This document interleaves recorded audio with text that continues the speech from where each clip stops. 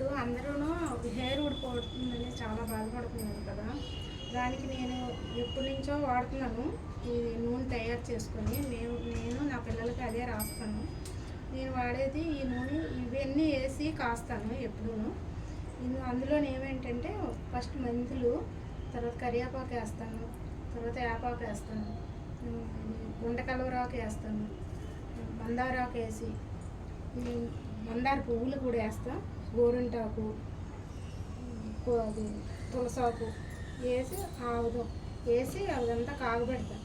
బాగా కాగాక దించే ముందు ఉసిరికాయలు, నా దగ్గర అయితే ఉసిరికాయలు లేవు, ఉసిరికాయలు వేస్తాను, మర్రి వాడలు కూడా వేస్తాను.